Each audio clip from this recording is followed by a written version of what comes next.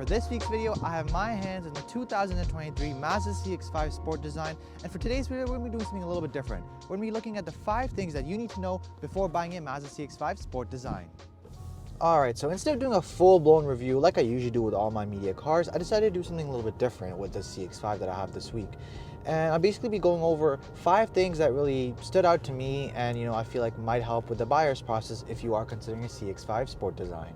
So I want to start off with the design of the CX-5. I think it really stands out and it blows all the competitors out of the water. So I'm talking about the CR-Vs, the RAV4s is really the cars that I can think about directly comparable to the CX-5.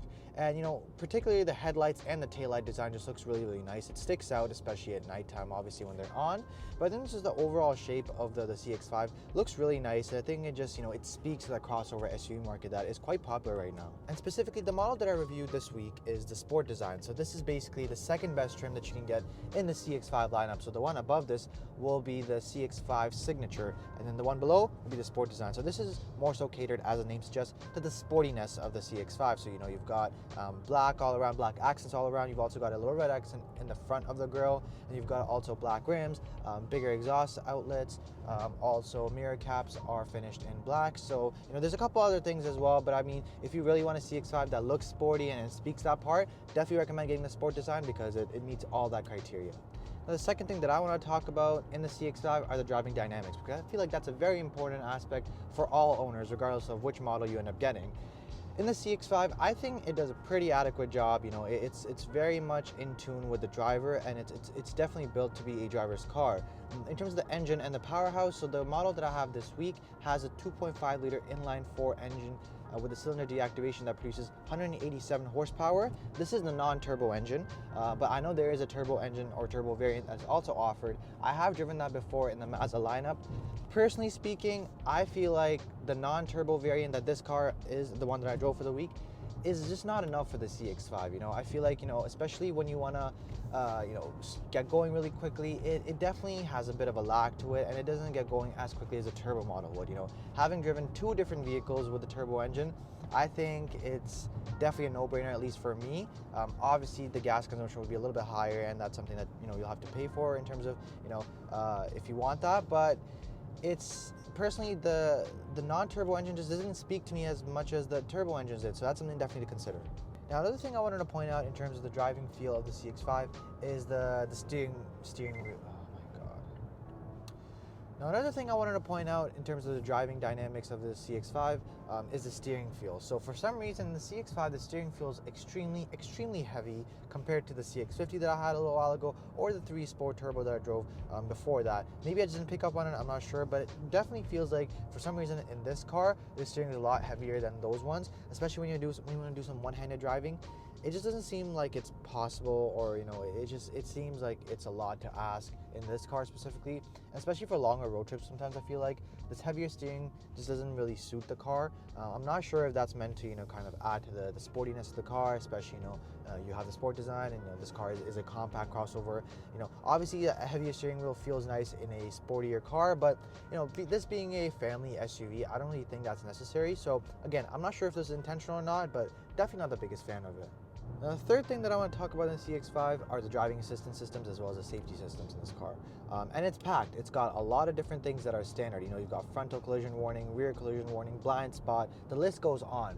Some of the more notable things that I want to talk about is the adaptive cruise control that this car has, so the radar-based cruise control, where it basically adjusts the speed of the car based on the car in front of you, which is great. It works really well. It's also got lane keep assist, as well as if you leave your lane, it will correct you, which works really well. But the lane keep assist isn't the greatest. However, I do want to make a point about that, because I read online that Mazda does this intentionally, where they want this to be a safety system that's supposed to help you, not completely rely upon. So I had the Nissan Rogue a little while ago, or I think last week if you watch my video, and in that the lane keep assist or the steering assist is extremely strong, to the point where there's no driver input involved at all. With this one though, driver input is involved quite often, and honestly the steering assist in this isn't really strong. You basically, the expectation for you is to be driving this car at all times, and if you do get out of your lane, the car will correct you back, and that's about it. And also, the CX-5 Sport Design does come with a rear view camera. However, it does not come with a frontal or rear sensor function, so that's only in the Signature from what I know, and also a 360 camera is only available in the Signature as well, which is a little bit disappointing because I feel like both of those things, the sensors and the 360 camera, should be at least an option available to the potential owners of the CX-5, but it's not there for you, which kind of sucks, especially in this car. I feel like a 360 camera, having the option to get that would be really nice. You know, obviously at the end of the day, this is an SUV, but by no means is it a massive one. But you still want that 360, view all around you, especially, when you're taking tight corners or anything like that, or if you're going off-road, going up north, like I had this car, and it definitely makes a pretty big difference. Now, the fourth thing that I want to talk about in the CX-5 is the interior itself, because I gotta say, it is definitely not the most technologically advanced compared to, again, other vehicles, but it makes sense. It's the most simple interior you'll find right now in, brand new cars, yet very, very practical.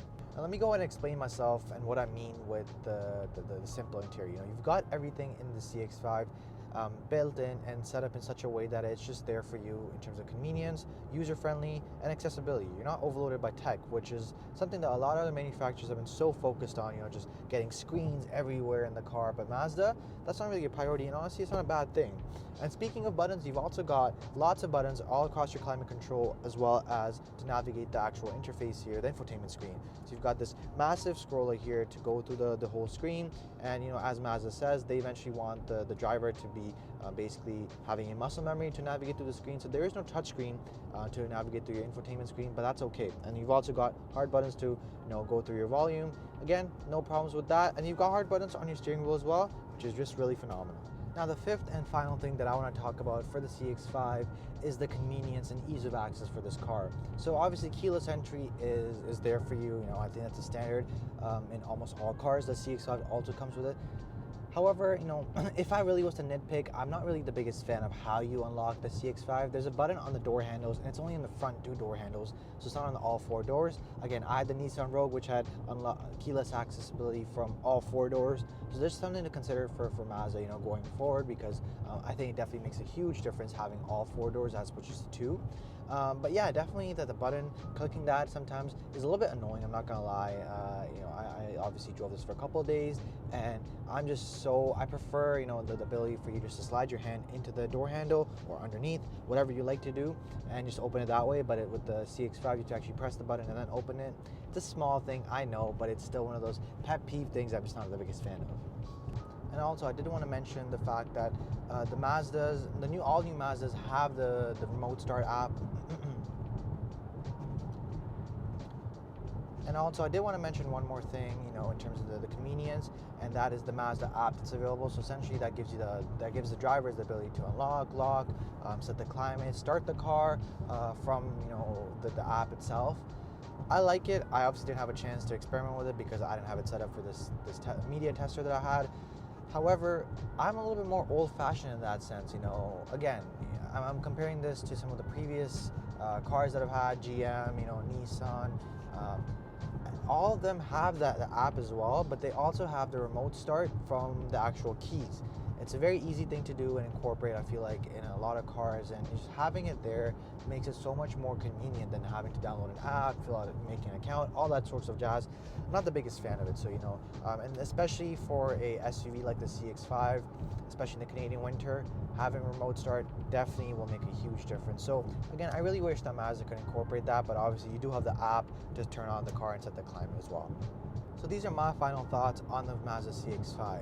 I first have to say, after driving this car for 6 to 7 days, it definitely makes sense to me why the CX-5 continues to be the best-selling vehicle for Mazda, in terms of sales, because it's got all the attractive elements that make it a good buy. You've got a beautiful design language from front and back. You've got the space of an SUV, but then the drives of a sedan, which is very nice. You've got an all-wheel drive platform as well, so for Canadian winters, makes it a great decision. And then also you've got all your safety systems, all your luxuries packed into this car, and a very, very comfortable price of $41,000 Canadian. So you get definitely a lot of car without breaking the bank, and that's something that a lot of customers don't run away from. So it's definitely it's definitely something for other manufacturers to consider and think about. But in terms of if you're looking to get into the Mazda brand, and if you want an SUV, don't know which one to start with, the CX-5 definitely makes it a great choice.